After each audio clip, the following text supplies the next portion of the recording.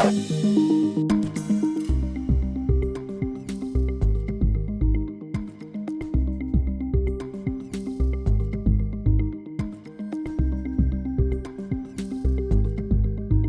now, from the CFTK-TV studios, this is Open Connection with your host, Robert Pictou.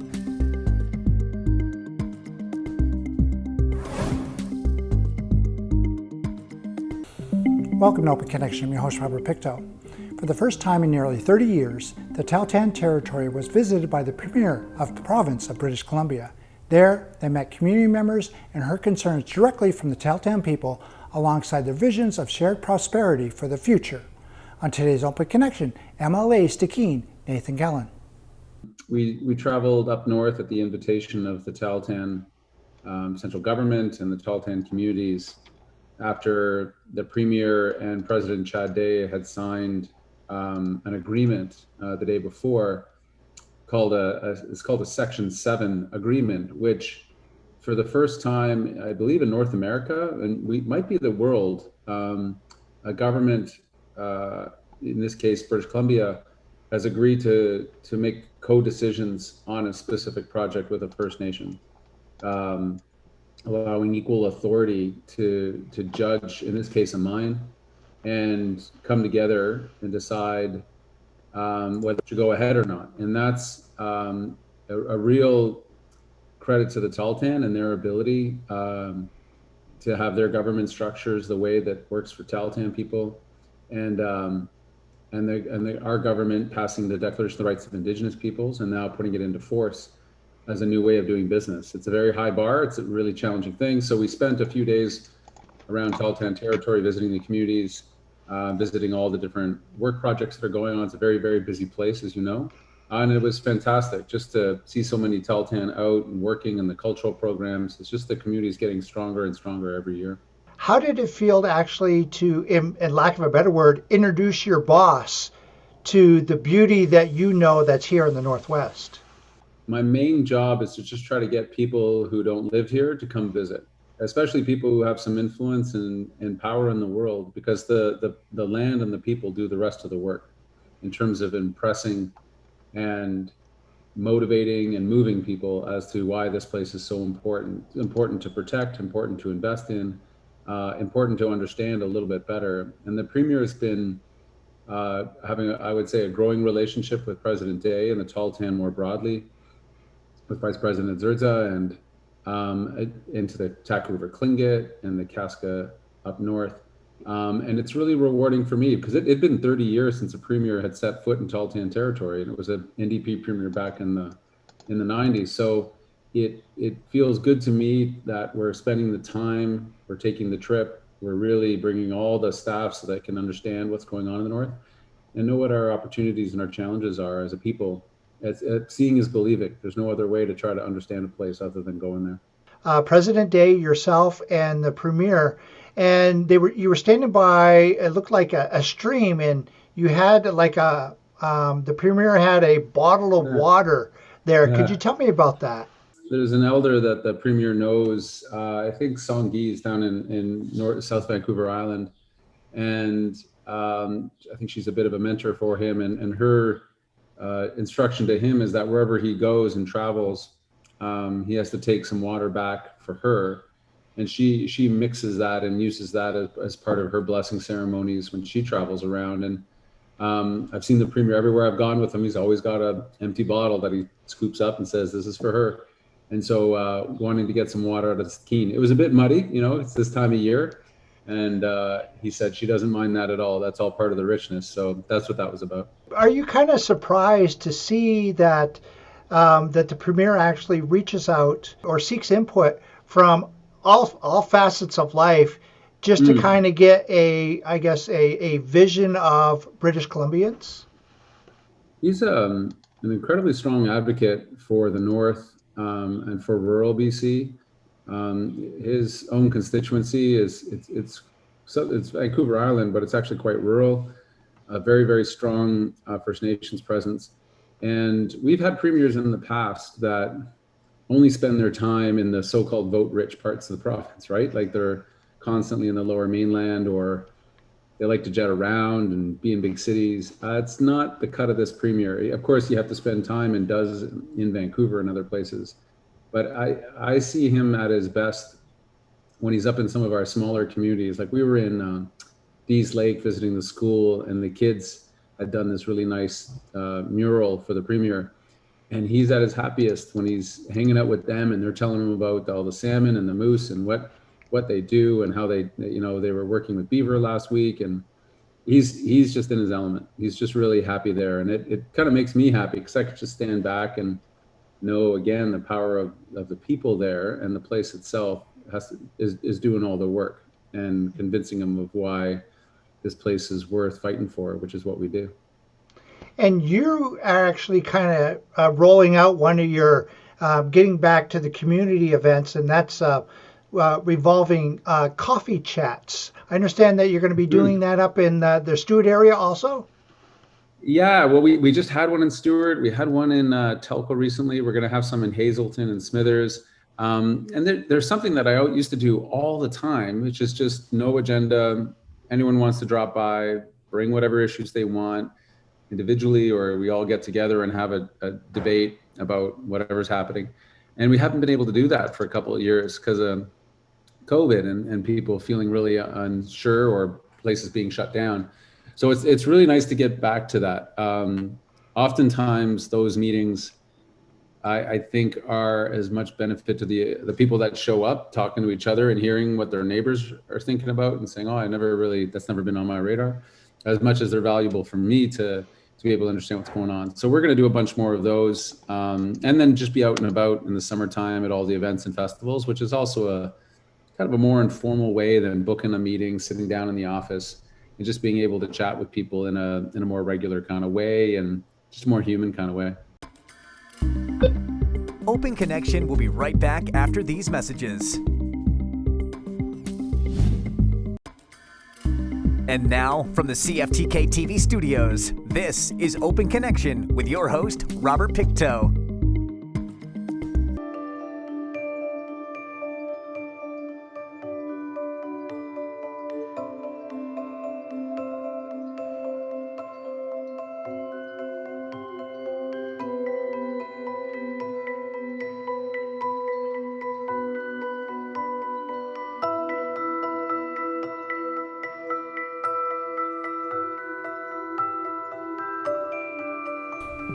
Thank you for staying with us. Last year, news broke of the recovered remains of 215 children buried at the site at the former Kamloops Indian Residential School.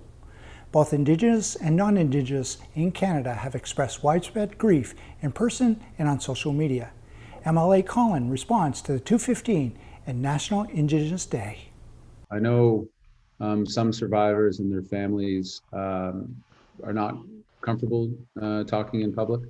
Others very much so are. I think for non-Indigenous people, you'd have to be under a rock right now if you've not heard and tried to understand a little bit about the horrors of residential schools and how the governments and the churches of the day perpetuated an effort at genocide. I don't know. It'll be interesting. You make a really good point. Like, this is the first time since the discovery, and we've had a full year with this. There's been a lot more painful discoveries made. Maybe not necessarily discoveries for those communities, because they always knew there were bodies there that had never come home, children that had never come home. For the rest of communities, neighbors and whatnot, this can be startling and jarring, and brings home, I think, for many, what it's all about. I can't tell you the number of conversations and emails I've had over the years, or, non-Indigenous people are saying, what's the big deal? Like, the schools happened, or it was a long time ago, it wasn't me.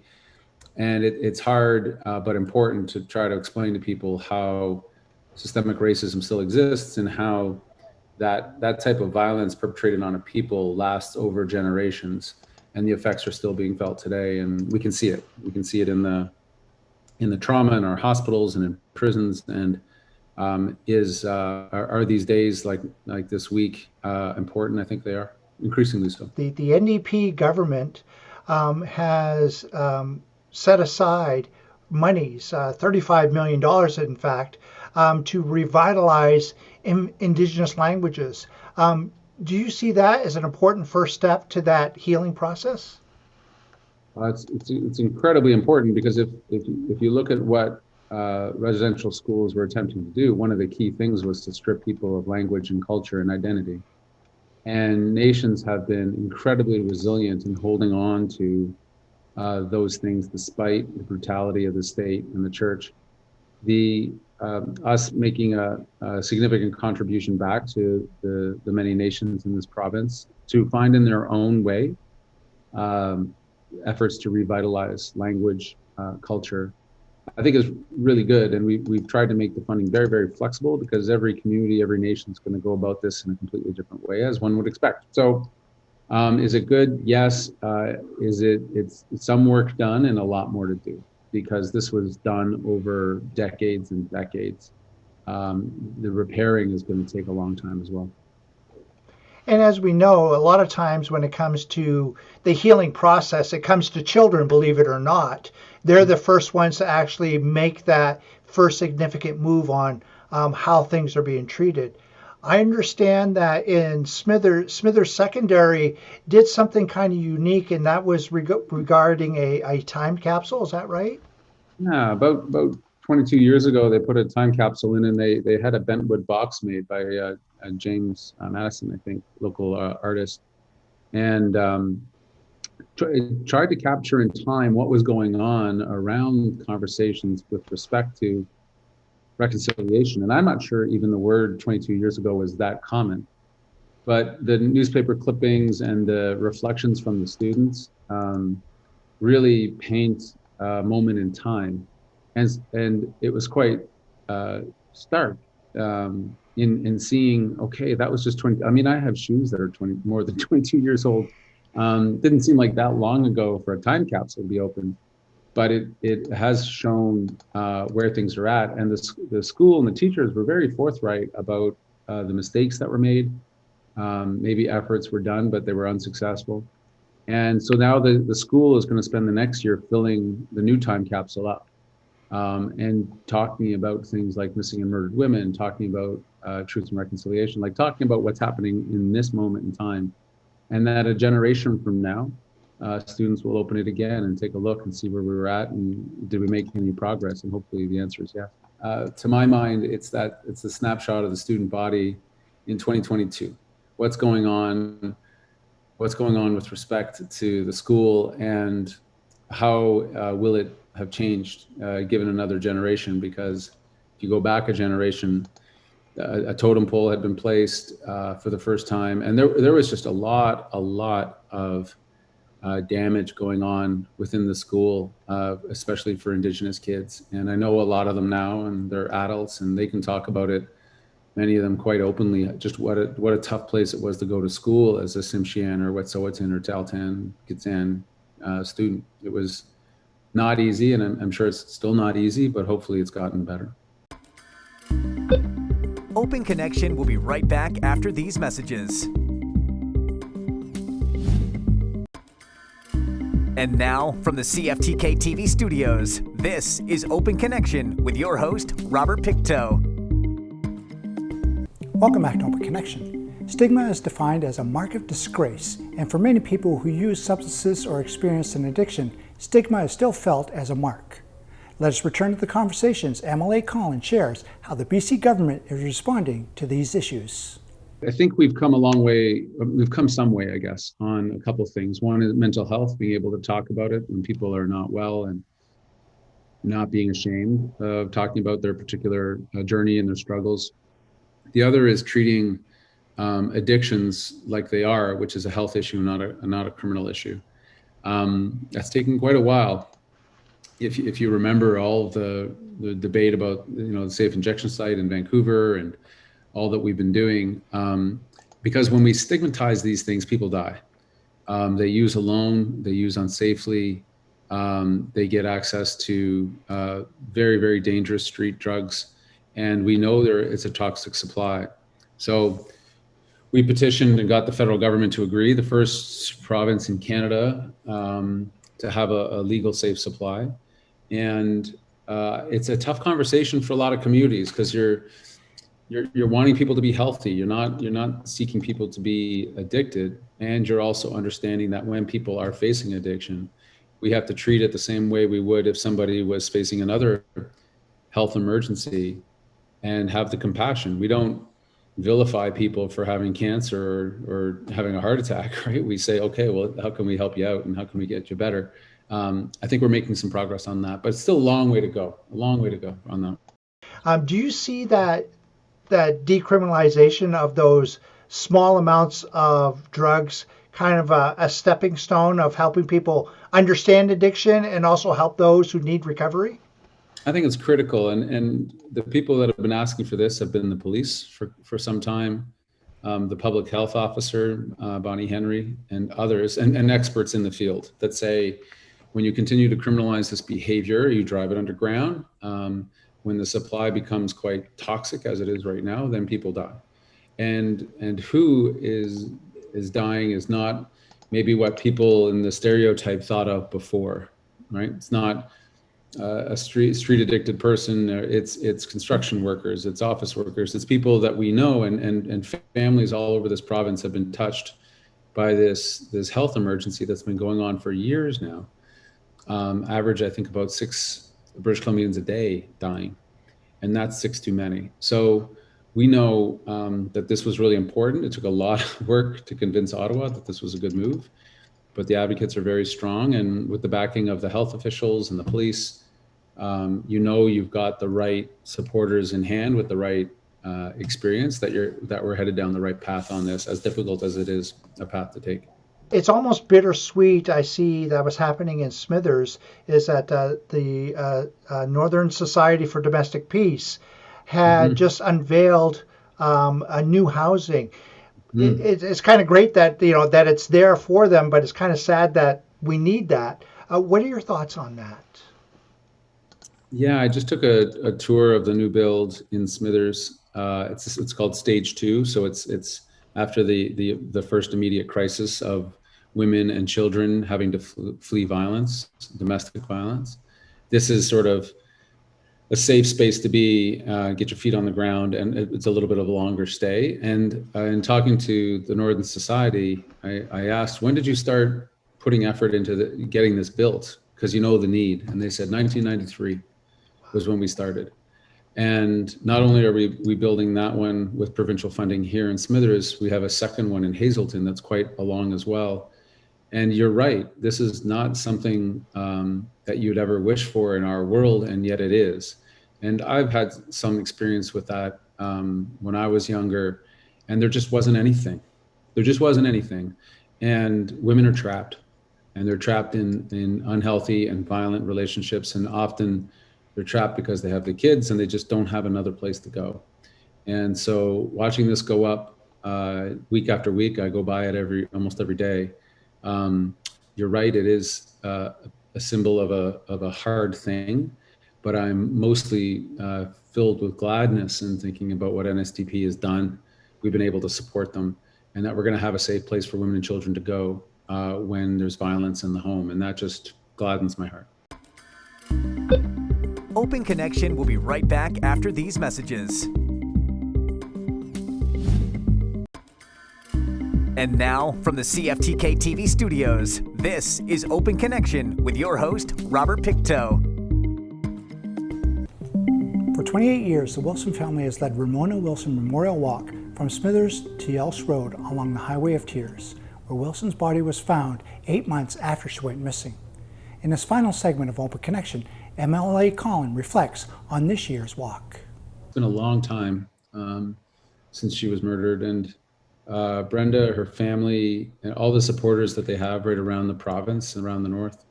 It's really powerful. And what's tragic and telling is that when you're on these walks, there are so many families there that aren't connected to Ramona at all. They have a daughter, a sister, a mother who went missing, who was murdered on the highway. How was the walk this week? I mean, it's a determined feeling. It is also one that very uplifting, and together, people are together and they're supporting each other in the face of such inexplicable tragedy. And they've been pivotal, those families, in helping us get the whole highway to be covered by cell service, which we know is a big safety factor, as well as the BC North bus that we've been able to fund to make sure that people have options for transportation. Still not perfect, but when Greyhound pulled out, we knew it was going to be a challenge for a lot of folks that don't have cars. So how was the walk? It was nice just to be around people. I could only go on half of it this year, but just the determination is incredible, decade after decade, and they're going to be there for each other. There was an errant beaver in the territory, and knocked us back into the 16th century, it seems. A lot of people don't know this, but all of our internet, how we're talking right now, and in many cases our 911 emergency services, is all on one pretty small fiber optic line that goes from the north all the way through Prince George and then down south, and that's it. And I came across this maybe, it must have been 5 or 6 years ago or more, when there were some fires in Quesnel, and the government phoned me and said, just so you know, the fire's really close to the cable, and we can't seem to control it, and if it burns through, you're going to all be cut off. And we've only become more dependent on internet since then. So we put a significant amount of money in and Jen Rice has been incredible on this, our North Coast MLA, in getting funding for a submarine cable all the way down the North Coast, and connecting in Haida Gwaii, and connecting in a lot of the small remote coastal communities, the Git-Gats of the world's heart, down to Bella Coola. So that's being laid right now. I think they've done 250 kilometers or more of it. The second thing it does is it gives us redundancy. So if one line gets cut, we got a second way for the communication to keep happening, and will definitely improve our high speed right across the region. The government, we're also putting huge money, hundreds of millions of dollars, into connecting every single British Columbia, no matter how remote they are, to high speed internet. It's going to be a bit of work, as you can imagine. There's some very remote communities and homes in this province, a lot of mountains. But we have a really good plan to do that over the next little while. And we're just punching a line right now up to Dease Lake and Iskut, and a high-speed line. It's a joint project between City West and the Tahltan, and it's fantastic. It's just we need this for all sorts of reasons that we know. And Nathan, is there anything I might have missed that you'd like to add? Vancouver just won the bid for being a host city in 2026 for FIFA, which is exciting. I know it's not top of mind for everybody, but we're pretty big soccer communities up here. And I know my kids and the teams that they're on are super jacked about this. It'll also help out our tourism industry, which has taken a huge hit the last couple of years. It's kind of a smaller thing, but also important, right? Because this tournament's going to be exciting when it comes, and maybe it'll inspire our team to continue to be great, as we just qualified for World Cup this year. Suddenly Canada's on the map. Like we're a really good soccer team all of a sudden. We'll see how we do when we get to Qatar, but that's kind of a fun thing. Every once in a while you get these fun things that it's nice to just share with the community and be a part of, and get to celebrate sport together. Thank you for joining us for this episode of Open Connection. The greatest distance in the existence of man is not from here to there, but the connection from his mind to his heart. If we can conquer that distance, we can soar like an eagle and realize our immensity within. I'm Robert Pictou.